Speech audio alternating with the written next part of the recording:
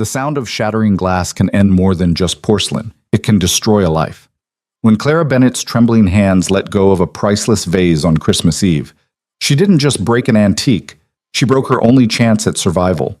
Thrown into a deadly blizzard by a man without mercy, she had minutes to live. But what she didn't know was that someone was watching, someone powerful, someone who would burn down his own world to pull her from the ice. This is the story of the night everything broke, and the war that followed. Stay with me until the end, hit that like button, and comment what city you're watching from so I can see how far this story travels. The Blackwood estate didn't feel like a home. It felt like a museum where people happened to sleep. Clara Bennett had thought that the first time she'd walked through the service entrance 6 months ago, her shoes squeaking against floors so polished they could have been mirrors. She still thought it now, on Christmas Eve, as she carried a silver tray of champagne flutes through the east corridor, her reflection ghosting alongside her in the waxed marble. Everything here was perfect, untouchable, cold, just like the people who lived in it. Clara. She flinched at the sound of her name, nearly dropping the tray. Victor Hale stood at the end of the hallway, hands clasped behind his back, his gray suit pressed so sharply it could cut. The house manager. Her boss. The man who'd made the last 6 months feel like walking a tightrope in the dark. Yes, Mr. Hale? Her voice came out smaller than she wanted. Her voice came, "The crystal vase in the north parlor needs to be moved to the display case before the guests arrive. Handle it yourself. Don't send one of the other girls." Clara's stomach dropped. "Sir, maybe someone with more experience should. Are you refusing?" No, I just..." "Then go." He didn't raise his voice. He never did. That was the worst part. Victor Hale delivered cruelty in the same tone someone might use to comment on the weather. Clara swallowed and nodded, setting the tray down on a nearby console table. Her hands were already shaking. The north parlor sat on the second floor, overlooking the front grounds. By the time Clara reached it, her fingers were numb. Not from cold, but from nerves that had been fraying since the moment she'd woken up that morning. The vase sat on a mahogany side table near the window. It was beautiful in a way that made her afraid to look at it too long. Pale blue porcelain, hand-painted with some kind of floral pattern that probably had a fancy name she'd never heard of. It looked old, expensive, irreplaceable. Of course it was. Clara exhaled slowly and reached for it, cradling the base with both hands. It was heavier than she expected. She adjusted her grip, turning carefully toward the display case across the room. That's when she heard the shouting. It came from outside, muffled but sharp, cutting through the silence of the house. Clara's head turned instinctively toward the window, her focus breaking for just a second. Just 1 second. Her foot caught the edge of the rug. She stumbled, and the vase slipped. The sound it made hitting the floor wasn't loud. It was almost delicate, a soft crack, then the tinkling scatter of porcelain shards spreading across the hardwood like ice breaking apart. Clara stood frozen, staring down at the wreckage. Her breath had stopped. Her heart had stopped. Everything had stopped. No. What did you do? Victor's voice came from the doorway, low and venomous. Clara spun around, her hands still outstretched, useless. Mr. Hale, it was an accident. I didn't mean an accident. He stepped into the room, his eyes fixed on the shattered vase. His expression didn't change. That was somehow worse than anger. Do you have any idea what that was worth? I'm so sorry. I'll pay for it. I'll pay for it. Victor let out a breath that might have been a laugh if it had any humor in it. You make $9 an hour, Clara. That vase was worth more than you'll earn in 5 years. Her throat tightened. Please, Mr. Hale, I'll do anything. You're fired. The words hit her like a physical blow. What? No, you can't. You're terminated, effective immediately. Victor's tone was flat, businesslike. He could have been reading a grocery list. Collect your things and leave the premises. Clara's vision blurred. It's Christmas Eve. There's a storm coming. That's not my concern. Mr. Hale, please. Her voice cracked, desperation leaking through. I don't have anywhere to go. If you just give me a chance to... You had your chance. You wasted it. He turned toward the door, already dismissing her. Security will escort you out in 10 minutes. If you're not gone by then, I'll have you removed. Please! He didn't stop, didn't even pause. Clara stood there, staring at the empty doorway, her pulse hammering so hard she thought she might pass out. Around her, the shattered vase glittered on the floor like broken stars. She wanted to scream, to cry, to throw something. But there wasn't time. What? 10 minutes later, Clara was standing outside the service entrance with nothing but the clothes on her back and a thin jacket that wouldn't do a damn thing against the cold. The wind hit her immediately, sharp and vicious, carrying flakes of snow that stung her face like needles. The storm had started earlier than expected. The sky was a solid sheet of gray, the kind that meant it wasn't going to let up anytime soon. Clara pulled her jacket tighter, even though it didn't help, and started walking. The Blackwood estate sat on 200 acres of private land, most of it wooded, with a single winding driveway that stretched nearly 3 miles to the main road. She'd taken a staff shuttle up it when she'd first been hired. She'd never walked it. Now she didn't have a choice. The cold sank into her bones within the first 5 minutes. Her breath came out in ragged clouds, her fingers already going numb inside her pockets. The snow was falling harder now, piling up on the driveway faster than she could have imagined. She kept moving. What else could she do? Her mind spun in circles, trying to make sense of what had just happened. Fired. On Christmas Eve. For one mistake. It wasn't fair. But fairness didn't matter. Victor Hale didn't care about fairness. He cared about control. About making sure everyone knew their place. And Clara's place, apparently, was out here. In the cold. Alone. Her foot slipped on a patch of ice hidden under the snow, and she went down hard, her palms slamming into the frozen ground. Pain shot through her wrists, sharp and immediate. She bit down on a sob and forced herself back up. Keep moving. Just keep moving. But her body was starting to betray her. Her legs felt heavy, sluggish. Her thoughts were getting slower, harder to hold on to. The wind howled through the trees, drowning out everything else. She didn't know how long she'd been walking. It could have been 20 minutes. It could have been an hour. The driveway stretched out ahead of her, endless and white. And then her knees buckled. Clara hit the ground again, this time without the strength to get back up. She tried. Her arms shook with the effort, but her body wouldn't cooperate. The snow was soft, almost warm, in a distant, wrong kind of way. She thought about her mother, about the apartment they'd shared before the cancer took her, about the smell of burnt toast on Sunday mornings and the sound of rain on the windows. She thought about a lot of things, and then she stopped thinking at all. Adrian Blackwood didn't like parties. He tolerated them because they were necessary. Business happened at parties. Deals were made over champagne and small talk. Alliances were formed in the spaces between polite laughter. But he didn't like them. He stood near the windows of the main hall, a glass of whiskey in his hand that he hadn't touched, watching his guests mill around like well-dressed sharks. Most of them were here because they wanted something from him. Money, influence, access. They always wanted something. Mr. Blackwood. He turned. Victor Hale stood a few feet away, his posture perfect, his expression carefully neutral. The Richardsons are asking about the merger, Victor said. I told them you'd speak with them after dinner. Adrian nodded. Fine. Victor hesitated, just for a second. There was an incident earlier. One of the staff broke an antique vase. I've handled it. Handled it how? Terminated her employment. Adrian raised an eyebrow. On Christmas Eve? She was careless. The vase was irreplaceable. So is basic human decency, apparently. Victor's jaw tightened, but he didn't respond. Adrian dismissed him with a wave and turned back to the window. The snow was coming down heavier now, the kind of storm that would bury the roads by morning. He drained his whiskey and set the glass down on a passing tray. An hour later, he was in his office, reviewing contracts when his phone buzzed. A text from his head of security. Footage flagged. You should see this. Adrian frowned and opened the attached video file.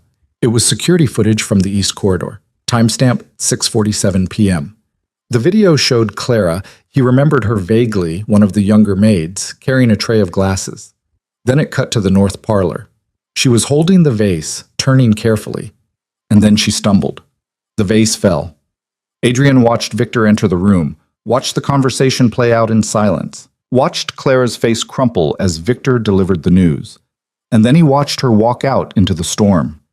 His hand tightened around the phone. Where is she now? He said aloud.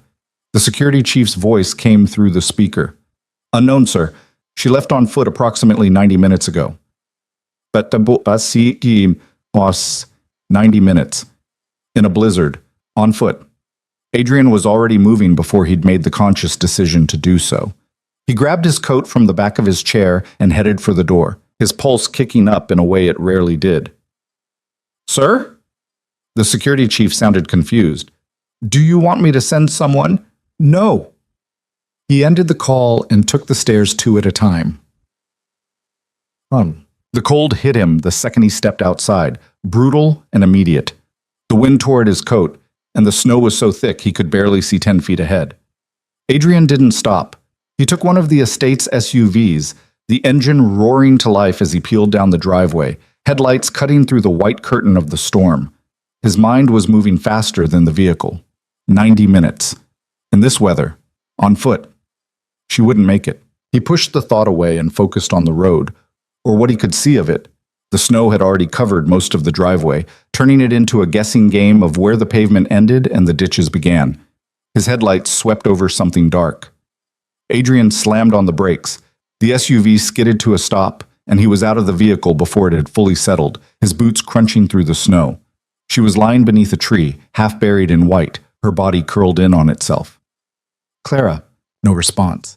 He dropped to his knees beside her, his hands moving on instinct, checking her pulse, her breathing. Both were there, but faint. Too faint. Her skin was ice. Adrian didn't hesitate. He scooped her up, cradling her against his chest, and carried her back to the SUV. She weighed almost nothing. He laid her across the back seat, cranking the heat as high as it would go, and drove back to the estate faster than he should have. The staff scattered when he walked through the door with Clara in his arms.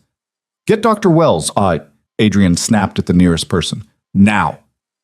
He carried her upstairs to one of the guest suites, laying her down on the bed and pulling the blankets up around her. Her lips were blue, her fingers were white. Dr. Wells arrived within minutes, his medical bag in hand, his face tight with concern. How long was she out there? Too long. The doctor worked quickly, checking her vitals, wrapping her in heated blankets, starting an IV. Adrian stood by the window, watching, his hands curled into fists. She'll live, Dr. Wells said finally, but it was close. Another 20 minutes and we'd be having a very different conversation. Adrian nodded, his jaw tight. I'll stay with her tonight, the doctor added. Make sure there are no complications. Good. Adrian didn't leave. Not yet. He stood there, staring down at the girl who'd nearly died on his property, and felt something unfamiliar twist in his chest. Anger. Not at her. At the man who'd sent her out there. What? Victor Hale was in the staff break room when Adrian found him. The house manager looked up, startled, as Adrian stepped into the room and closed the door behind him. Mr. Blackwood, You're fired. Victor blinked. I'm sorry? You're fired, effective immediately. Adrian's voice was calm, cold. You'll be escorted off the property within the hour. If you ever set foot here again, I'll have you arrested. Sir, I don't understand. You sent a girl out into a blizzard to die over a vase. Victor's face went pale. She broke. I don't care. It was worth Isa. I said, I don't care. Adrian stepped closer, his eyes locked on Victor's. You put her life at risk over an object, over something that can be replaced, and you did it on Christmas Eve. Mr. Blackwood, please, get out of my house. Victor opened his mouth to argue, then seemed to think better of it. He nodded stiffly and left without another word. Adrian stood there for a long moment, his pulse still racing, before turning and heading back upstairs. Clara was still unconscious, her breathing slow but steady. Dr. Wells sat in a chair nearby, monitoring her vitals. She's stable, the doctor said quietly. Adrian nodded and pulled up a chair on the opposite side of the bed. He didn't know why he stayed. He just did. Outside, the storm raged on. But inside, for the first time in a long time, Adrian Blackwood felt something other than cold. The first thing Clara became aware of was warmth. Not the false warmth that comes right before freezing to death. She'd read about that somewhere, how the body tricks itself at the end. This was real. Heavy blankets, heat seeping into her bones, the distant crackle of a fireplace. The second thing was pain. Her fingers throbbed. Her toes felt like they were being stabbed with hot needles. Every breath hurt, her lungs raw and burning. She tried to open her eyes, but her eyelids felt weighted down, too heavy to lift. Easy. A voice, male, unfamiliar but somehow safe. Don't try to move yet. Clara managed to crack her eyes open. The room swam into focus slowly. High ceilings, cream-colored walls, soft lighting that didn't hurt to look at. Nothing like the cramped staff quarters she'd been living in. A man sat in a chair beside the bed. Older, maybe 60, with wire-rimmed glasses and the kind of face that had seen everything twice. Where? Clara's voice came out as a croak. You're in one of the guest suites. I'm Dr. Wells. He leaned forward, checking something on a monitor she hadn't noticed. You've been unconscious for about 14 hours. 14 hours. The memories came back in fragments. The vase, Victor's face, the storm, walking, falling. Cold so deep it stopped feeling like cold at all. Mr. Blackwood found you, Dr. Wells continued, adjusting her IV. Another 20 minutes and we'd be having a very different conversation. As it is, you're lucky. Moderate hypothermia. Some frostbite on your fingers and toes, but nothing that won't heal. Clara stared at her hands. They were wrapped in gauze, and she could barely feel them. I need to... She tried to sit up and immediately regretted it. The room tilted sideways. You need to stay in bed. Dr. Wells's voice was firm but not unkind. You're not going anywhere for at least 48 hours. But my job... You were fired, remember? The words hit her like a slap. Of course. She'd been fired, thrown out, left to die. Why am I here? Clara asked quietly. Dr. Wells studied her for a moment. You'd have to ask Mr. Blackwood that. As if summoned by his name, the door opened. Adrian Blackwood walked in, and Clara's breath caught despite everything. He looked different than she remembered from the few times she'd glimpsed him in the hallways. Tired. Older. There was a tension in his shoulders that hadn't been there before. He stopped when he saw she was awake, something flickering across his face too fast for Clara to identify. I'll give you two some privacy, Dr. Wells said, standing. He looked at Adrian. She needs rest. Don't keep her up too long. Adrian nodded, and the doctor left. The silence that followed was suffocating. Clara didn't know where to look. At him? At her bandaged hands? At the IV drip that was apparently keeping her alive? How are you feeling? Adrian asked finally. Like I almost died. You did almost die. Clara met his eyes then. They were dark, unreadable, and fixed on her with an intensity that made her want to look away. Why did you come looking for me? The question tumbled out before she could stop it. Because someone needed to. That's not an answer. Adrian moved closer, pulling the chair Dr. Wells had vacated up beside the bed. When he sat down, they were at eye level. Victor sent you out in a blizzard over a broken vase, he said, his voice carefully controlled. That's not just cruel, that's attempted murder. He was doing his job. His job was to manage the household, not execute staff members for minor accidents. The anger in Adrian's voice surprised her. It wasn't directed at her, she could tell that much, but it was there, simmering under the surface. I broke something expensive, Clara said. I deserved to be fired. You deserved a reprimand, maybe a pay doc, not a death sentence. Clara didn't know what to say to that. Adrian ran a hand through his hair, the first crack in his composed exterior. I watched the security footage. You stumbled. The vase fell. It was an accident. You watched. I watch everything that happens in my house. He said it matter-of-factly, like it was the most normal thing in the world. That's how I knew you were in trouble. Clara processed this. He'd been watching, had seen what happened, had come after her. Victor's gone, Adrian continued. I fired him. He won't set foot on this property again. You fired him because of me. I fired him because he's a liability and a sadist, and I should have done it months ago. Adrian's jaw tightened. What he did to you was just the final straw. Clara's head was spinning, and not just from the hypothermia. I don't understand. Why do you care? You don't even know me. I know you work 12-hour shifts without complaint. I know you were always the first one to volunteer for the worst jobs. I know you sent most of your paycheck to some address in Ohio every month. He paused. I know you didn't deserve what happened to you. The fact that he knew all of that should have been creepy, should have set off alarm bells. Instead, Clara just felt seen. For the first time in months, maybe years, someone had actually noticed her. "The address in Ohio was my aunt," she said quietly. "She's sick. The medical bills are—" Clara stopped, not sure why she was telling him this. "I know. I looked into it." Of course he did. "You're going to tell me that's invasive," Adrian said, reading her expression. "It is. Probably." He didn't look apologetic, but I needed to know if you had somewhere to go, someone who could take care of you. And? And your aunt's in hospice. You have no other living relatives, no savings to speak of, nowhere to go. Clara felt her throat tighten. Hearing it laid out like that made it somehow more real, more pathetic. "I'm not trying to hurt you," Adrian said, his voice softer now. "I'm trying to help." "Why?" "Because I can." It was the simplest answer he could have given, and somehow the most honest. Clara looked down at her bandaged hands. "What happens now?" "Now you recover. Dr. Wells will monitor you for the next few days, make sure there's no permanent damage. And then we'll figure it out." Clara wanted to argue, wanted to tell him she didn't need charity, didn't need some billionaire playing savior. But the truth was, she did need help. She had nothing. No job, no home, no family that could take her in. Pride was a luxury she couldn't afford. "Okay," she said finally. Adrian nodded and stood. "Get some rest. We'll talk more later." He was almost to the door when Clara spoke again. "Thank you for coming to get me." Adrian stopped, his hand on the doorframe. He didn't turn around. "You're welcome."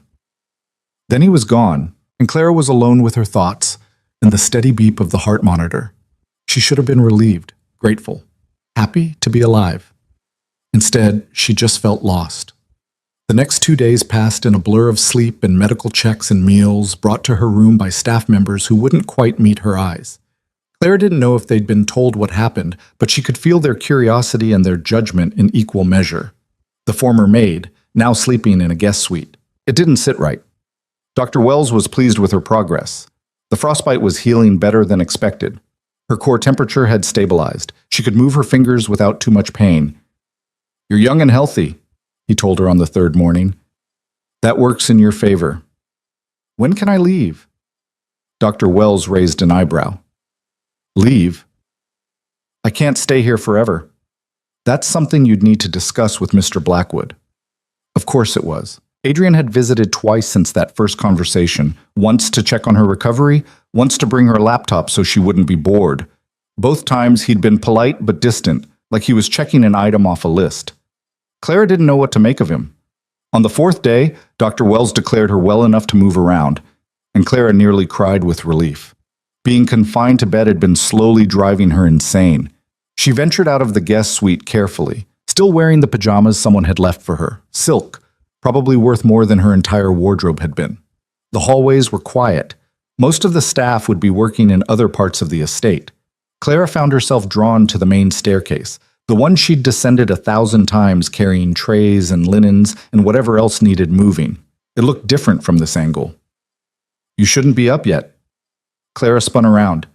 Adrian stood a few feet away, hands in his pockets, watching her. "Dr. Wells said I could move around. He said you could walk to the bathroom, not tour the house." "I wasn't touring. I was just—" Clara gestured vaguely at the stairs. "Remembering." Adrian moved closer. "Remembering what?" "What it felt like to be invisible." The words came out more honest than she'd intended. Adrian was quiet for a moment.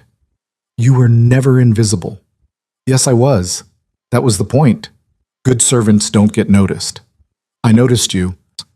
Clara met his eyes. "Why?" "I don't know." And for the first time he sounded uncertain. "I just did." They stood there in the hallway, the space between them charged with something Clara couldn't name. "I need to leave," she said finally. "I can't stay here. It's not right."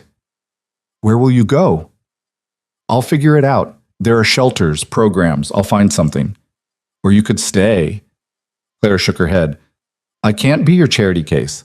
I'm not offering charity." Adrian's voice was firm. "I'm offering a job." That stopped her. "What?" "The house needs staff. You need work. It's a simple arrangement." "You can't be serious." Why not? Because Clara struggled for words. Because everyone will think I slept my way into getting my job back. Let them think what they want. Easy for you to say. You're not the one they'll be talking about. Adrian stepped closer, close enough that Clara had to tilt her head back to look at him. I don't care what they think. Do you? Yes, Clara wanted to say. She cared desperately. Cared about her reputation, about how she was perceived, about maintaining some shred of dignity. But caring didn't pay bills. What kind of job? She asked instead. Whatever you want, kitchen staff, housekeeping, administrative work if you're interested. I don't have administrative experience. You're smart. You'll learn. Clara stared at him. Why are you doing this? I told you. No. Really? Why? She crossed her arms. You could hire anyone. There are hundreds of people who'd kill for a job here. Why me? Adrian was quiet for a long moment. When he spoke, his voice was lower, more honest. Because you deserve a second chance, and because I'm selfish enough to want you to take it here. The admission hung between them. I don't understand you, Clara said quietly. Good. That makes two of us. Despite everything, Clara almost smiled. If I stay, she said carefully, I'm not going to be treated differently. I pull my weight. I do the work. I wouldn't expect anything less. And if people talk, they're going to talk anyway. Might as well give you a paycheck while they do. Clara wanted to say no. Wanted to walk away from this strange, complicated man and his too big house and his unsettling ability to see right through her. But she was tired of running, tired of being afraid, tired of pretending she didn't need help. Okay, she said. I'll stay. Something shifted in Adrian's expression. Relief, maybe? Or satisfaction? Clara couldn't tell. Good. We'll work out the details tomorrow. For now, you should rest. I've been resting for 4 days. Then rest some more. Doctor's orders. This time, Clara did smile. Just a little. She started back toward the guest suite, but Adrian's voice stopped her. Clara. She turned. I'm glad you're staying. He said it simply, honestly, and Clara believed him. The first week back at work was harder than Clara expected. Adrian had offered her an administrative position, assistant to the head of household operations, which was a fancy way of saying she'd be doing paperwork and coordinating schedules and basically learning how the estate actually ran from behind the scenes. It was better than scrubbing floors, but it came with its own challenges. The other staff members didn't know how to act around her. She'd been one of them, then she'd been fired, then she'd almost died, and now she was back in a position that technically outranked half of them. The whispers followed her everywhere. Did you hear she's living in the West Wing now?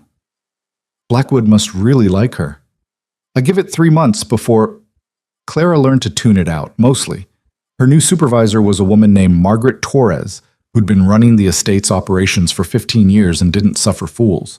She was in her 50s, sharp-eyed, and treated Clara with cool professional distance.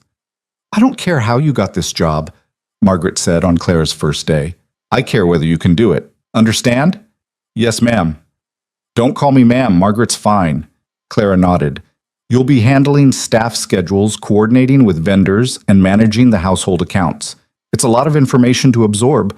You have questions, you ask. You make a mistake, you fix it. We clear? Clear. Margaret studied her for a moment. You're tougher than you look. I've had practice.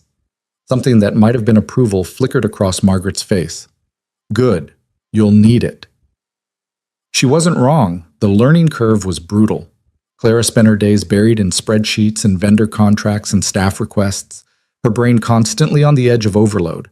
At night, she collapsed into bed, a real bed in a real room with a door that locked and heat that worked, and dreamed of numbers. But she was learning, and more than that, she was good at it. 2 weeks in, she caught an accounting error that would have cost the estate thousands. A vendor had been double billing for services they'd only provided once. Margaret had looked at the corrected invoice, then at Clara. How'd you catch that? The dates didn't match up. Same service, different line items. Huh. Margaret made a note. Good eye. It was the closest thing to praise Clara had gotten, and she held on to it. Adrian kept his distance, for the most part. Clara would see him at staff meetings, occasionally in the halls, but he didn't seek her out, didn't play favorites. If anything, he seemed to go out of his way to treat her like any other employee. Clara told herself that was what she wanted. She was lying. 3 weeks after she'd started, Clara was working late in the estate's business office, trying to reconcile a particularly messy set of catering invoices from a party she hadn't attended when Adrian walked in. She looked up, surprised. "Mr. Blackwood, I didn't realize you were still here." "I could say the same." Clara glanced at the clock. It was almost 10. "I'm just finishing up." "You work too much," says the man who's here at 10 p.m. Adrian almost smiled. Fair point. He moved to the window, looking out at the grounds. The estate was beautiful at night, all lit up like something out of a magazine. "How are you settling in?" he asked. "Fine. Margaret's a good teacher. She likes you.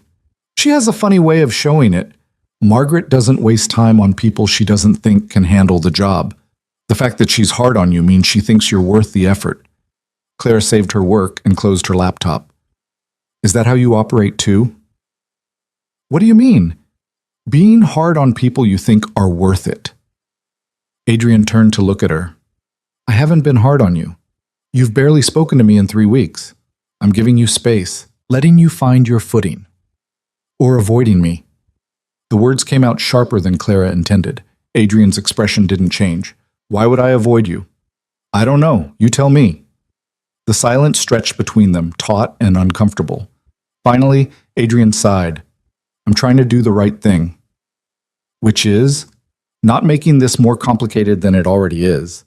Clara stood, frustration bubbling up. "You saved my life. You gave me a job. You've been nothing but decent to me. How is that complicated?" "Because I can't stop thinking about you." The admission hit Clara like a physical blow. Adrian ran a hand through his hair, the composed mask slipping. "Every time I see you, I remember finding you in that snow, half dead. And I remember thinking that if I'd been 5 minutes later, you'd be gone. Just gone. And that thought makes me want to burn down everything that led to that moment." Clara couldn't breathe. "So yes," Adrian continued, his voice rough, "I'm keeping my distance, because the alternative is crossing a line that would make everything harder for you. You work for me. There's a power imbalance. You're still recovering from trauma. There are 1,000 reasons why I should stay away. And if I don't want you to?" The question hung in the air. Adrian looked at her like she'd just asked him to jump off a cliff. "Clara, I'm not some fragile thing that needs protecting from you." She moved closer. "I'm capable of making my own decisions." "I know that." "Then stop making them for me." They were close now. Close enough that Clara could see the conflict in his eyes, the war between what he wanted and what he thought was right. "I'm not a good man," Adrian said quietly. "I don't need you to be good. I need you to be honest." "I am being honest. I'm telling you that being close to me means danger, means complications, means—" Clara closed the distance and kissed him. For a second, Adrian didn't move, didn't react. Then his hands were in her hair, and he was kissing her back like she was air and he'd been drowning. It wasn't gentle, wasn't careful. It was desperate and real, and so far from perfect that Clara's head spun. When they finally broke apart, both breathing hard, Adrian rested his forehead against hers. "This is a mistake," he said. "Probably. You could lose your job, your reputation. I've lost worse." Adrian pulled back just enough to look at her. "I'm serious." "So am I." Clara met his eyes. "I almost died in that storm. You know what I learned? Life's too short to play it safe. That's a terrible philosophy." "Maybe, but it's mine." Adrian laughed, soft and surprised, and Clara felt something warm unfurl in her chest. "We're going to regret this," he said. "That's future Clara's problem." "What about present Clara?" She smiled. "Present. Clara is tired of being afraid." Adrian kissed her again, softer this time, and Clara let herself fall into it. Whatever came next, they'd figure it out, together. The first gunshot shattered the east window at 11:47 p.m. Clara was in the library with Adrian when it happened, going over the security reports he'd been showing her, teaching her really, because he'd decided weeks ago that she needed to understand how his world worked if she was going to survive in it. The sound of breaking glass made them both freeze. Then came the second shot. Adrian was moving before Clara could process what was happening. He grabbed her arm, pulling her down behind the heavy oak desk as more gunfire erupted outside. The windows along the corridor exploded inward, spraying glass across the marble floors. "Stay down," Adrian said, his voice sharp but steady. He had his phone out, already dialing. "Marcus, we're under attack. East wing. Multiple shooters." Clara's heart was hammering so hard she thought it might crack her ribs. "What's happening?" "They're here for you." The words hit her like ice water. "What?" Adrian ended the call and moved to the edge of the desk, peering around it. More gunfire. Closer now. Victor made friends. Wrong kind of friends. He's in jail. His friends aren't. Claire's breath came in short, painful bursts. This wasn't real. This couldn't be real. People didn't attack estates with guns. This was something out of a movie, not her life. But the bullets punching through the walls were real enough. Adrian grabbed her hand. "When I say move, you move. Understand?" She nodded, not trusting her voice. "Now." They ran. Adrian pulled her through the library doors and into the corridor, keeping low, his body positioned between her and the windows. The sound of breaking glass and splintering wood followed them. Someone was shouting, one of the security team maybe, or one of the attackers. Clara couldn't tell. They made it to the servants' stairwell, the narrow passage that connected the floors away from the main halls. Adrian shoved the door open and practically threw Clara inside, following close behind. The stairwell was dark, lit only by emergency lighting that cast everything in a sickly yellow glow.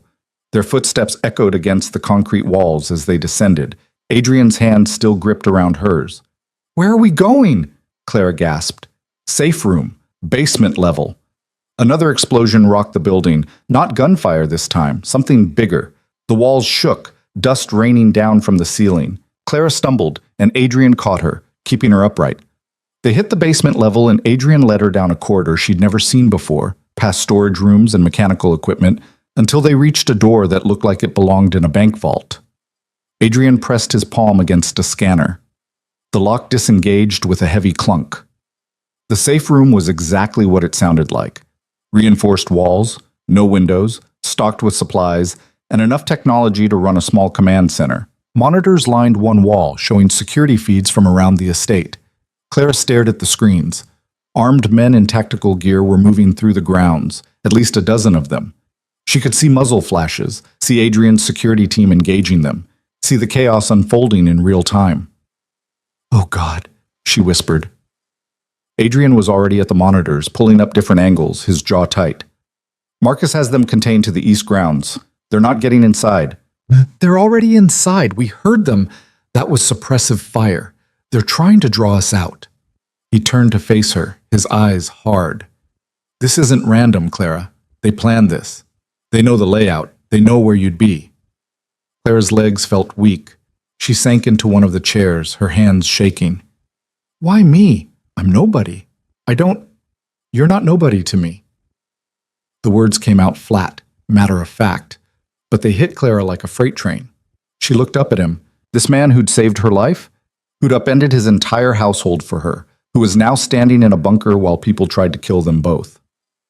"Victor knows that," Adrian continued. "He's been watching, waiting for an opportunity to hurt me. And the easiest way to hurt me is through you." "Then send me away," Clara said, the words tumbling out before she could stop them.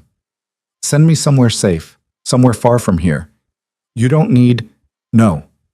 "Adrian, I said no." He moved closer, crouching down so they were eye level. "You think I'm going to let them win? Let them scare you away? That's what they want. People are dying up there. And they'll die for nothing if you run." His voice softened just slightly. "I'm not losing you to them. Not to Victor. Not to anyone." Clara wanted to argue, wanted to tell him he was being insane, that her life wasn't worth all this violence and chaos, but the look in his eyes stopped her. He meant it, every word. A voice crackled through the speaker system mounted on the wall. "Mr. Blackwood, this is Marcus. We've pushed them back to the tree line. 3 hostiles down, 4 retreating. No casualties on our side." Adrian stood and pressed the response button. "Copy. Keep them pinned. I want prisoners if possible." "Understood."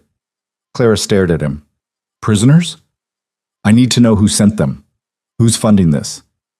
Adrian pulled up another screen, this one showing a map of the estate with red dots marking hostile positions. Victor's broke. He couldn't afford this operation. Someone's backing him. Who? That's what I'm going to find out. The gunfire on the monitors was slowing. Adrian's security team, Clara hadn't even known he had a security team that size until tonight, was moving with military precision, flanking the attackers, cutting off their escape routes. It was over in less than 20 minutes. 4 men captured, 3 dead. The rest had fled into the woods, though Adrian's people were tracking them. Clara watched it all unfold on the screens, feeling disconnected from her own body. This was her life now. This was what being close to Adrian Blackwood meant. She should have been terrified. She was terrified. But underneath the fear was something else. Something she didn't have a name for yet. Adrian was back on the comms, coordinating with Marcus, issuing orders like he'd done this 100 times before. Maybe he had. Clara didn't know. There was so much about him she didn't know. Finally, he turned to her. It's clear. We can go back up. Clara shook her head. I don't think I can move. Adrian crossed the room and knelt beside her chair. You're okay. You're safe. People just tried to kill me. I know. Because of you. I know. Clara met his eyes. And you're not going to let me leave. No.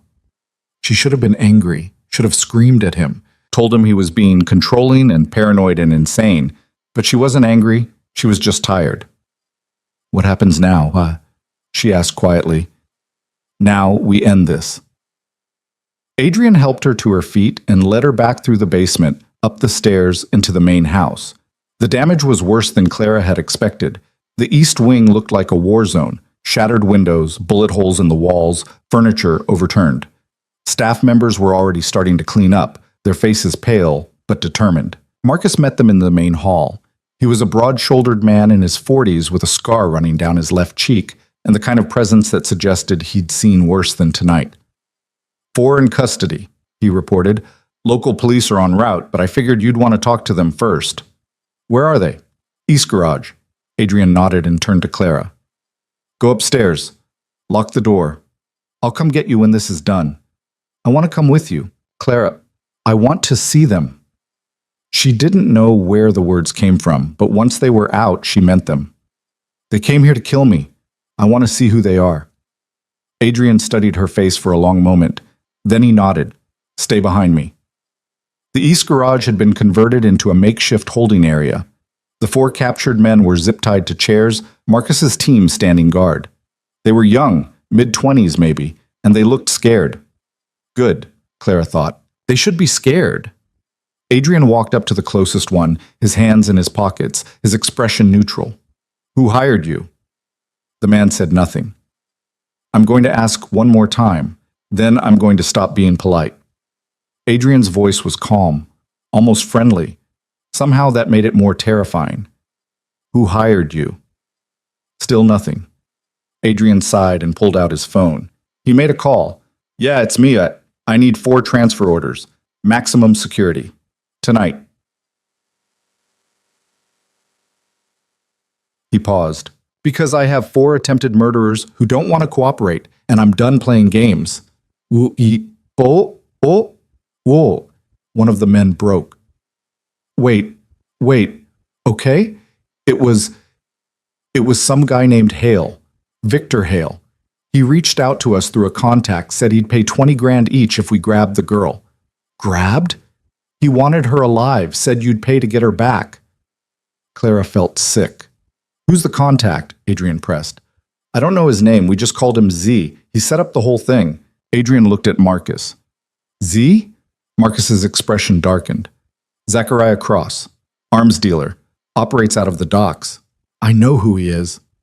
Victor must have reached out from jail, Marcus continued. Cross has connections to half the gangs in the city. If Victor promised him a cut, he's dead. The words were so matter-of-fact that it took Clara a second to process them. Marcus nodded. I'll make the arrangements. Wait, Clara said, her voice cutting through the room. Everyone turned to look at her. You're going to kill him? Yes, Adrian said simply. You can't just... I can and I will. He turned back to the prisoners. Take them to the police, full cooperation. I want Victor charged as an accessory. Marcus gestured to his team, and they started hauling the men out of the garage. Adrian turned to leave, but Clara grabbed his arm. You can't kill someone, she said, her voice shaking. That's murder. It's self-defense. He's not here. He's not pointing a gun at you. Not yet. Adrian's eyes were cold. But he will. Men like Cross don't stop until they're stopped, and I'm not giving him the chance to come after you again. So you're just going to execute him? I'm going to eliminate a threat. Clara stared at him, this man who'd saved her life, who'd been kind to her, who'd shown her a world she'd never imagined existed. And now he was talking about killing someone like he was discussing the weather. This is what my world looks like, Adrian said quietly. This is what it means to be close to me. I told you that from the beginning. You didn't tell me you'd become a murderer. I've always been one. He said it without shame, without hesitation. I've just never had a reason to do it myself before. Clara let go of his arm and stepped back. I don't know you. Yes, you do. Adrian moved closer, his voice softer now. You know exactly who I am. You've known since the night I carried you out of that storm. You just didn't want to see it. She wanted to argue, wanted to tell him he was wrong, but he wasn't. She'd seen the way people looked at him, the way they moved when he entered a room, the way his own staff treated him with a mixture of respect and fear. Adrian Blackwood wasn't a good man. He'd just been good to her. I'm sending you away, Adrian said, and Clara's breath caught. Somewhere safe, somewhere Cross can't reach you. I thought you said you wouldn't let me leave. I'm not giving you a choice. His jaw was tight. I need to handle this, and I can't do that if I'm worried about you. So you're going, tonight. Where? I have a property upstate, isolated, secure. You'll have protection, everything you need. Clara felt something crack inside her chest. For how long? Until it's done. And then what? Adrian didn't answer. Clara laughed, but it came out broken. You're sending me away so you can go kill people. I'm sending you away so I can keep you alive. Same thing. No, it's not. He reached for her hand and Clara let him take it. I need you to trust me. I don't know if I can. Then don't. Just stay alive long enough for me to finish this. He left before she could respond. Clara stood alone in the garage, surrounded by bullet casings and broken glass, and wondered when her life had turned into something she didn't recognize. An hour later, she was in a car with two of Marcus's people, driving north on empty highways while the estate disappeared behind her. Adrian had packed a bag for her, had arranged everything, had kissed her forehead before she left and told her he'd see her soon. She didn't believe him. Men like Adrian Blackwood didn't survive wars they started. They burned bright and fast and left wreckage behind. Clara pressed her face against the window and watched the landscape blur past, feeling like she was being erased. Back at the estate, Adrian was in his office with Marcus, going over intel on Zachariah Cross. Locations, associates, vulnerabilities. He's got protection, Marcus said. Private security, ex-military. This isn't going to be easy. I don't care. Adrian, I don't care. Adrian looked up from the files, his eyes hard. He put a hit on her. He sent armed men to my home. I don't care how hard it is. Marcus nodded slowly. When do you want to move? Tomorrow night. That's fast. It needs to be fast. Every day she's gone is another day something could go wrong. Marcus studied him. You're in love with her. Adrian didn't respond. Does she know? She knows. And? Adrian turned back to the files. And nothing. Get the team ready. I want this done clean.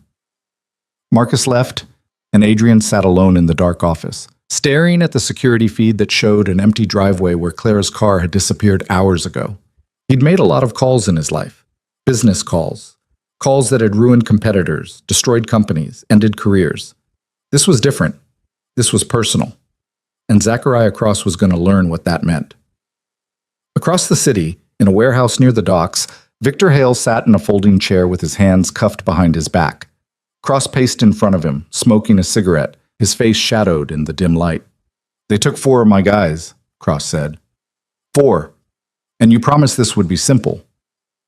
It should have been, Victor snapped. You said your people were professionals. They are. But you didn't tell me Blackwood had a private army. I didn't know. Cross grabbed Victor by the collar and yanked him forward. You didn't know. You didn't plan.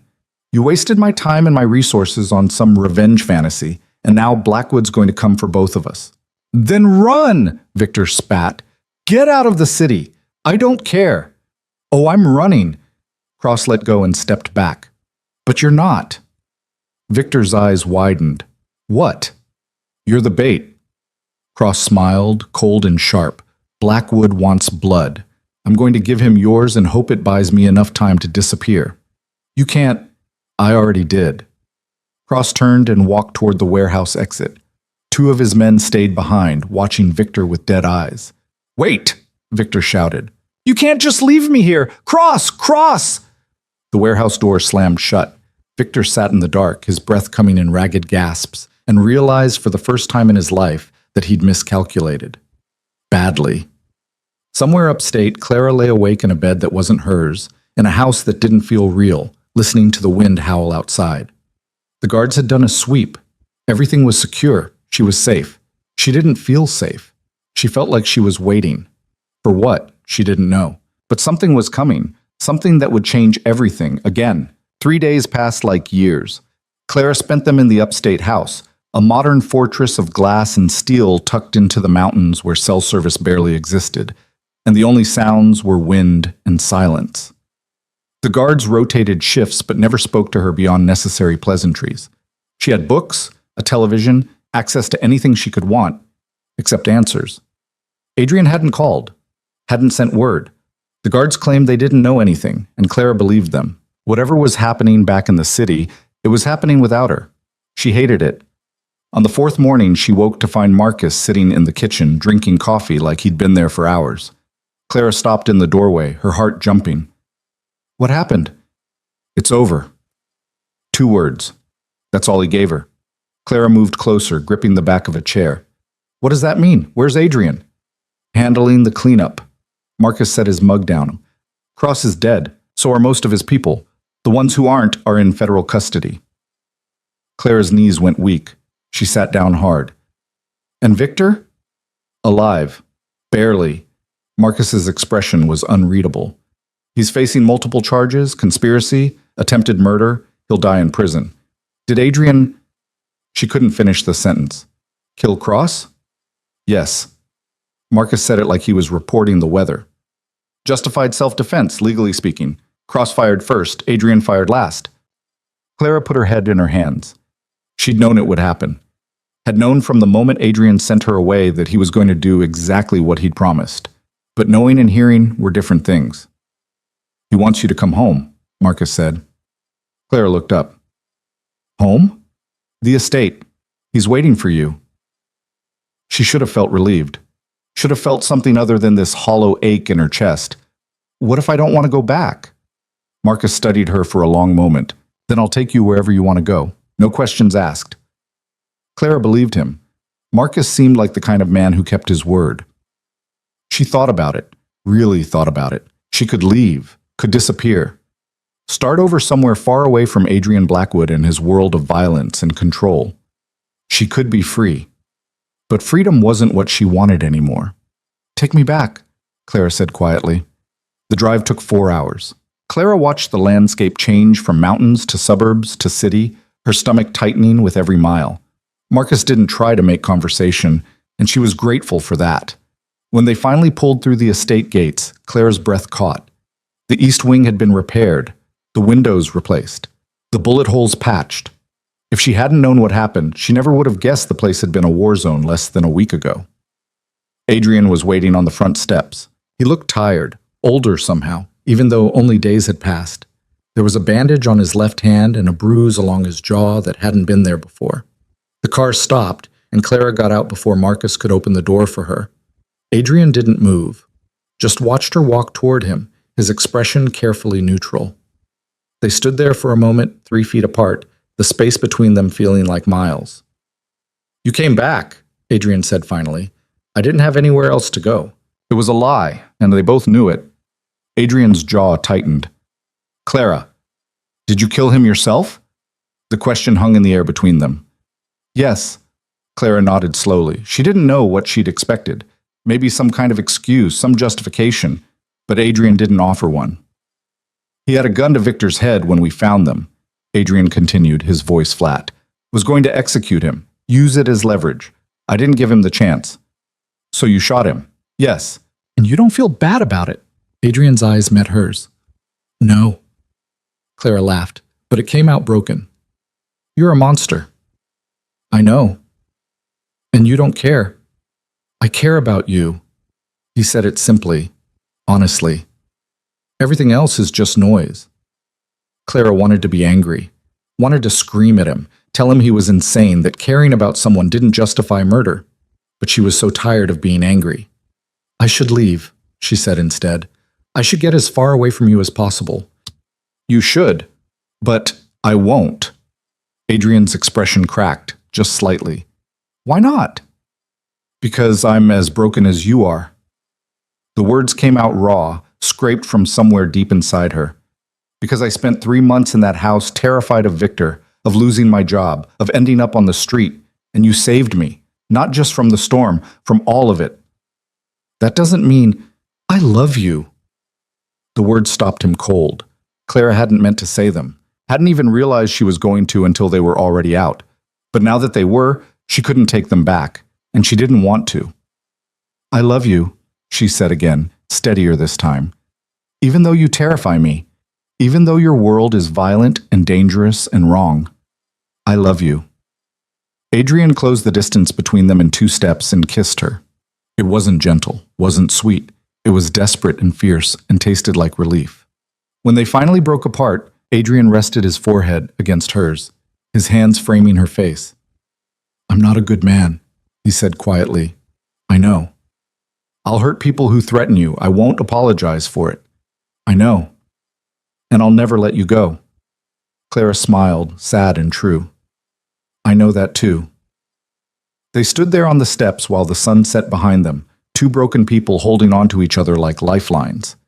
Inside, the house was quiet. Most of the staff had been given time off after the attack. The ones who remained moved like ghosts, giving Adrian and Clara space. They ended up in the library where it had all started 4 nights ago. Someone had cleaned up the glass, replaced the windows, removed any evidence that violence had ever touched this room. Clara sat on the couch, tucking her legs under her, while Adrian poured them both drinks. Whiskey for him, wine for her. What happens now? She asked. Adrian handed her the glass and sat beside her. Victor goes to trial. Cross's organization is finished. The men who attacked us are cooperating with the police. That's not what I meant. He looked at her. I know. Clara took a sip of wine, letting the warmth spread through her. I can't go back to being a maid. I wasn't going to ask you to. And I can't just sit around this house doing nothing. What do you want to do? The question surprised her. No one had ever asked her that before. Clara thought about it, really thought about it. I want to learn about business, about how your world works. I want to be useful. You are useful. I mean really useful, not just someone you have to protect. She set her glass down. If I'm going to be part of this life, I need to understand it, all of it.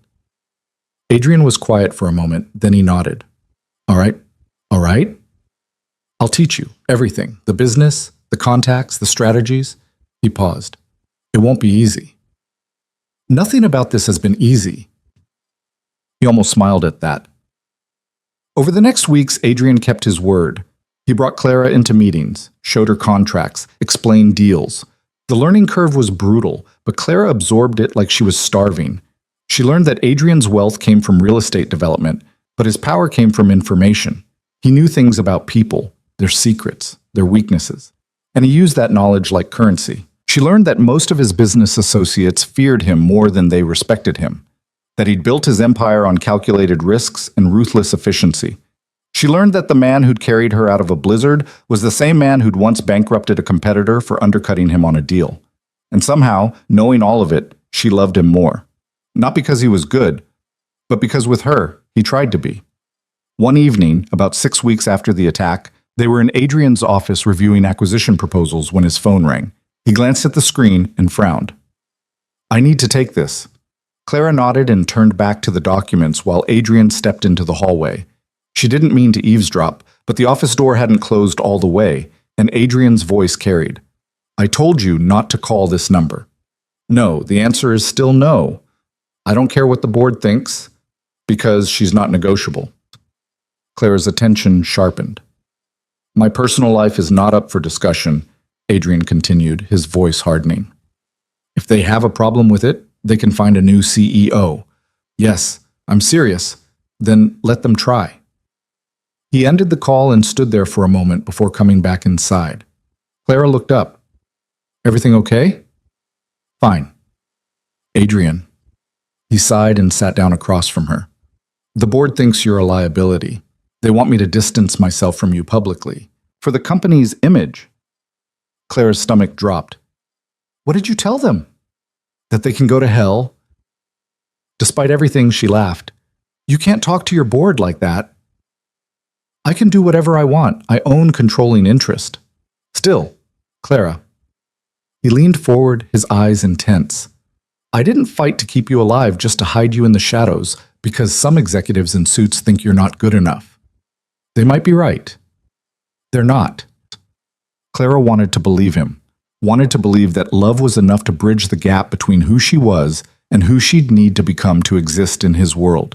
But doubt was a persistent thing. What if I embarrass you? She asked quietly. You won't. What if I make mistakes? Then you'll learn from them. What if... Adrian reached across the desk and took her hand. What if you stop trying to find reasons this won't work and just let it? Clara stared at their joined hands. His were scarred from years of fighting battles she was only beginning to understand. Hers were still soft, unmarked, belonging to someone who'd only recently stopped being afraid of everything. But they fit together. Somehow, impossibly, they fit. Okay, she said. Okay? Okay. 2 months after that, Adrian called a board meeting.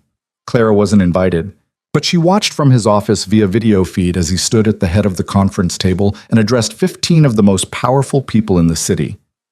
I'm announcing my engagement, he said without preamble. The room went silent. To Clara Bennett. Some of you have expressed concerns about her background, her qualifications, her suitability.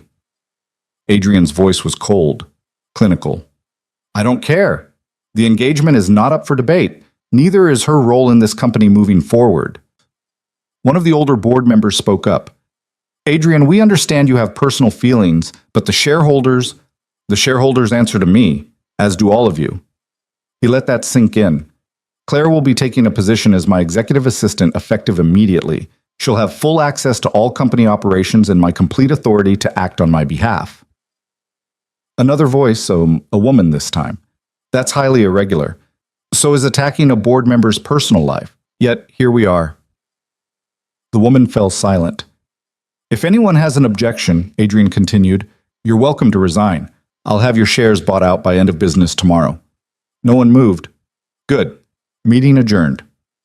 Clara watched him walk out of the conference room, her heart pounding. He'd just put his entire business reputation on the line for her. She met him at the elevator. You didn't have to do that, she said. Yes, I did. Adrian, they needed to understand. He pressed the button for his floor.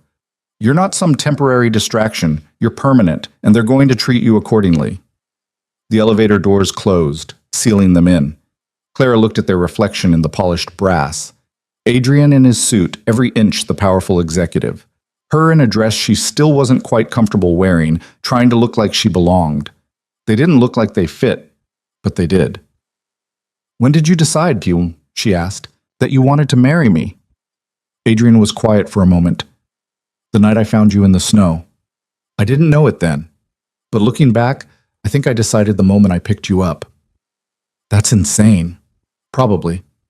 We barely knew each other. I knew enough. The elevator reached their floor and they stepped out into the empty hallway. I'm scared, Clara admitted. Of what? Of losing myself in all this? Of becoming someone I don't recognize? Adrian stopped walking and turned to face her. You won't. How do you know?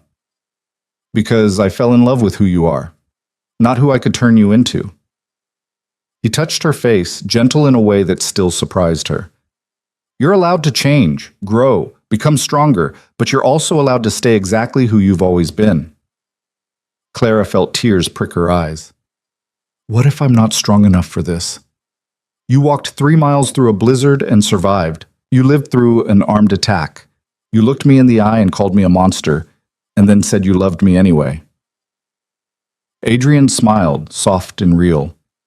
You're stronger than you think. She wanted to believe him. Maybe she was starting to. That night, they had dinner in the estate's smaller dining room, just the two of them. No staff, no interruptions, just food and wine and conversation that felt almost normal. Almost. I need to tell you something, Clara said as they were finishing dessert. Adrian set down his fork.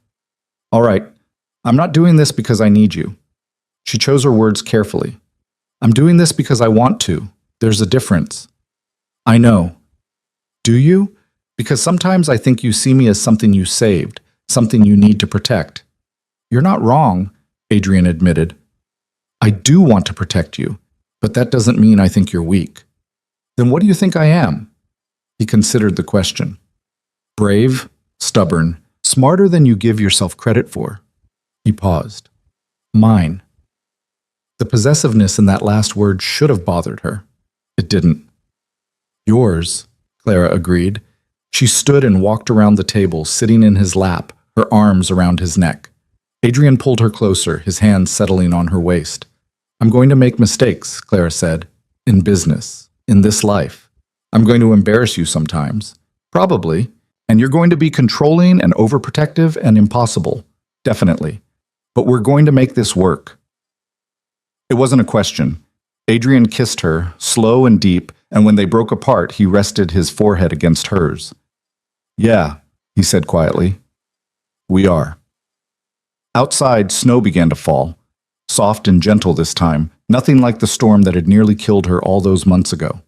Clara watched it through the window, safe and warm in the arms of a man who'd turned her entire world upside down. And for the first time since that Christmas Eve, she wasn't afraid of what came next. She was ready for it. The first year wasn't easy. Clara had expected that, but knowing something intellectually and living through it were different animals entirely. She made mistakes. Lots of them.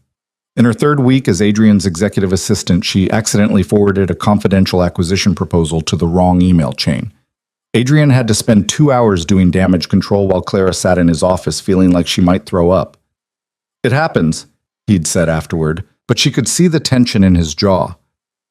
It shouldn't happen, not with something this important. Then learn from it. Set up a verification system. Triple-check recipients before you hit send. She had, and she never made that mistake again. But there were others.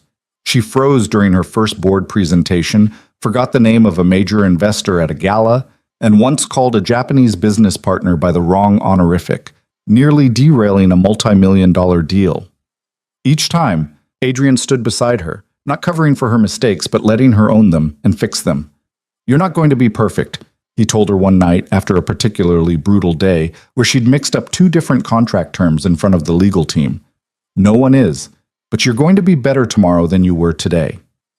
Claire had cried that night. Not in front of anyone, but alone in the bathroom with the water running so no one would hear. The weight of everything pressed down on her sometimes. The expectations, the scrutiny, the constant feeling that she was one mistake away from proving everyone right, that she didn't belong in this world. But she kept showing up, and slowly, imperceptibly, things began to shift. 6 months in, she successfully negotiated a partnership deal with a commercial developer that Adrian had been chasing for a year. Her approach had been different from his, less aggressive, more collaborative, and it had worked. Adrian had looked at the signed contract, then at her, and smiled in a way that made her forget every sleepless night she'd spent preparing. You're good at this, he'd said. Don't sound so surprised. I'm not. I always knew you would be. 9 months in, one of the board members who'd been most vocal about her unsuitability approached her after a meeting. I owe you an apology, the man said. His name was Richard Chen, and he'd built his fortune in tech before moving into real estate. I judged you unfairly. Clara had been gathering her notes, and she looked up, surprised. Mr. Chen, you've proven yourself. More than that, you've brought something to this company that we were lacking. What's that? Perspective. The ability to see past the numbers to the people behind them. He paused. Adrian's lucky to have you. We all are. Clara didn't know what to say to that, so she just nodded. But later, when she told Adrian about the conversation, he'd pulled her close and kissed the top of her head.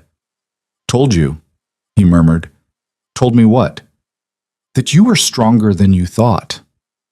The wedding planning started around the 1-year mark.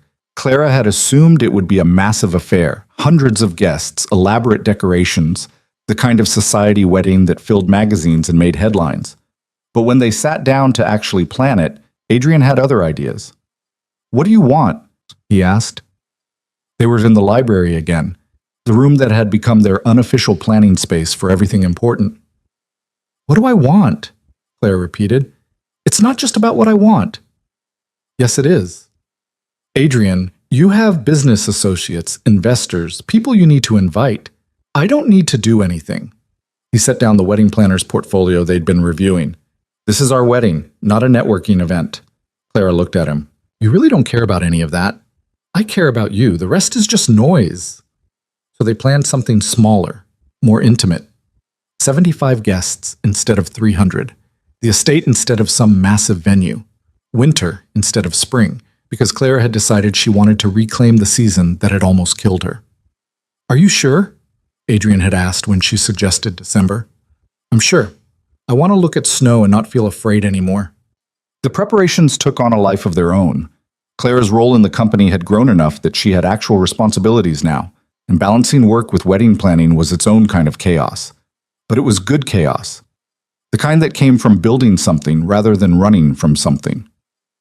3 weeks before the wedding, Clara got a call from a number she didn't recognize. Hello? Clara Bennett? The voice was unfamiliar, male, rough around the edges. Who is this? My name's James Hale, Victor's brother. Clara's blood went cold. She was in her office. She had an office now, right down the hall from Adrian's, and she stood up, her hand tightening on the phone. What do you want? To apologize. That wasn't what she'd expected. I don't understand. My brother... James paused, and Clara heard him take a breath. What he did to you was wrong. Unforgivable. I just wanted you to know that not everyone in our family thinks like he does. Clara sat back down slowly. Why are you calling me? Because Victor's trial is next month, and I'm going to testify against him. You're his brother. I'm also not blind to what kind of man he is. James's voice was tired. He's been cruel his whole life. I just never thought he'd go this far. Clara didn't know what to say. Part of her wanted to hang up, to pretend this conversation wasn't happening. But another part, the part that had spent months learning to navigate complicated situations with grace, knew that wasn't the answer. Thank you for calling, she said finally.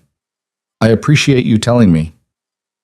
For what it's worth, I hope you and Mr. Blackwood are happy. James hung up before Clara could respond. She sat there for a long time, staring at her phone, thinking about cruelty and family and the strange ways people tried to make amends for things they hadn't done themselves. When she told Adrian about it that evening, he'd been quiet. Do you believe him, he asked. I think so. He sounded genuine. That doesn't mean he is. I know. Clara curled up next to him on the couch. But I don't think he's trying to hurt us. I think he's just trying to live with having a brother like Victor. Adrian wrapped his arm around her. You're more forgiving than I am. Someone has to be. He almost laughed at that. The trial happened 2 weeks before the wedding. Clara didn't attend, but Adrian did, along with Marcus and the legal team. It lasted 3 days. Victor Hale was found guilty on all counts. Conspiracy to commit murder, attempted kidnapping, a dozen other charges that added up to life in prison without the possibility of parole. Adrian came home after the sentencing and found Clara in the library reading. It's done, he said. Clara closed her book. How do you feel? I don't know. He sat down beside her, loosening his tie. I thought I'd feel satisfied, vindicated, something. But you don't? I just feel tired. Clara took his hand. It's over now, really over. Yeah, Adrian squeezed her fingers. It is. They sat in silence for a while, the weight of the past year settling around them like dust. Do you ever regret it? Clara asked quietly. Everything that happened because of me? Adrian turned to look at her. No, never. Not even once. He cupped her face with his free hand. You're the best thing that ever happened to me, Clara, even with everything else. Especially with everything else. She believed him. The wedding took place on December 20th, exactly 1 year and 4 days after the night Clara had nearly died in the snow. The estate had been transformed, white flowers everywhere, roses and lilies and orchids that filled the air with fragrance, candles in every window, string lights woven through the trees outside so the whole property glowed. Clara stood in one of the upstairs bedrooms looking at herself in the mirror and barely recognized the woman staring back. Her dress was simple, elegant, the kind of thing she never would have imagined wearing a year ago. Her hair was pulled back, soft and romantic, and someone had done her makeup so perfectly she looked like a version of herself from a dream. You look beautiful. Clara turned. Sarah Mitchell, one of the other assistants who'd become her closest friend over the past months, stood in the doorway. I look terrified, Clara corrected. You look both. Sarah came in and adjusted Clara's veil. That's normal. Is it? Getting married is scary, especially when you're marrying someone like Adrian Blackwood. Clara laughed despite herself. What's that supposed to mean? It means you're marrying a man who once made a competitor's stock drop 30% in a single day, just to prove a point. Sarah stepped back, examining her work. But he also looks at you like you hung the moon, so I'd say you're even. There was a knock at the door. Marcus poked his head in. They're ready for you. Clara's stomach flipped. Sarah squeezed her hand. You've got this. The walk down the main staircase was the longest of Clara's life. Every step felt weighted, significant. The same staircase where she'd carried champagne as a maid, where she'd walked on eggshells, afraid of making a mistake. Now she was descending it as a bride. The ceremony was being held in the main hall, the one with the massive fireplace and windows that overlooked the grounds. 75 people stood as she entered, but Clara only saw one. Adrian stood at the front, in a suit that probably cost more than Clara used to make in a year, and his expression when he saw her made her forget how to breathe.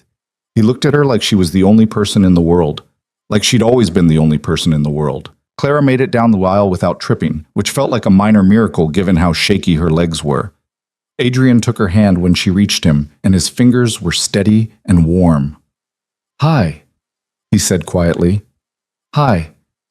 The officiant began speaking, but Clara barely heard the words. She was too focused on Adrian's face, on the way he was looking at her like he couldn't quite believe she was real. The vows were traditional, simple, but when Adrian said, I do, his voice cracked just slightly. And Claire realized he was as overwhelmed as she was. When it was her turn, she looked him in the eye and said the words without hesitation. I do. The kiss was soft, gentle, nothing like the desperate, fierce kisses they usually shared. This was a promise. The reception was everything a wedding should be. Good food, better wine, speeches that made people laugh and cry. Marcus gave a toast that was surprisingly emotional for a man who usually showed all the warmth of a granite statue. I've known Adrian for 15 years, he said, raising his glass, and in all that time I've never seen him happy. Satisfied, maybe. Successful. Definitely. But not happy. He looked at Clara. Until you. Clara felt tears prick her eyes. Adrian's hand found hers under the table and squeezed. Later, when they had their first dance, Clara rested her head against Adrian's chest and let herself just exist in the moment. What are you thinking? Adrian asked. That I almost missed all of this. What do you mean? If I'd given up in that storm, if I'd just let the cold take me. She pulled back to look at him. I would have missed everything. Adrian's expression tightened. Don't. Don't what? Think about that night like that, like it was some kind of choice. But it was. I chose to keep walking, even when I didn't think I could, and I chose to find you. Adrian's voice was rough. We both chose. That's what matters. They swayed together, surrounded by people and music and light, and Clara thought about choices, about the small ones that led to big ones, about dropping a vase and losing a job and walking into a storm, about being found, about learning to love someone who wasn't good but was good to her, about becoming someone stronger than she'd ever imagined she could be. The night wound down eventually. Guests departed with hugs and well wishes. The staff cleaned up with quiet efficiency. And finally, Clara and Adrian were alone in the library again, still in their wedding clothes, exhausted and happy. "We did it," Clara said. "We did. Now what?" Adrian smiled. "Now we live." It sounded simple when he said it like that, and maybe it was. 6 months later, Clara stood in the north parlor, the room where everything had started. The vase had been replaced, of course. A different one. Similar in style, but not the same. Never the same. She'd asked Adrian not to replace it at first, had wanted the empty space to remain as a reminder. But he'd been right when he said they needed to move forward, not backward. Clara touched the new vase gently, running her fingers over the smooth porcelain. "You okay?" She turned. Adrian stood in the doorway, his jacket off, his sleeves rolled up. He'd been in meetings all afternoon. "I'm good," Clara said. "Just thinking." About? About how much has changed. Adrian came into the room and wrapped his arms around her from behind, resting his chin on her shoulder. "Any regrets?" "Not a single one." And she meant it. The girl who'd been thrown into a storm no longer existed. In her place was a woman who'd learned to navigate treacherous waters, who'd made mistakes and owned them, who'd fallen in love with a dangerous man and somehow made it work. She wasn't perfect. Neither was Adrian. Their life together wasn't some fairy tale where everything worked out smoothly, but it was theirs, built on survival and choice and stubborn refusal to give up on each other. That was worth more than perfection. That was worth everything. Outside, snow began to fall. Clara watched it through the window, safe in Adrian's arms, and smiled. She wasn't afraid of winter anymore. She'd walked through the worst of it and come out the other side. And now, finally, she was home.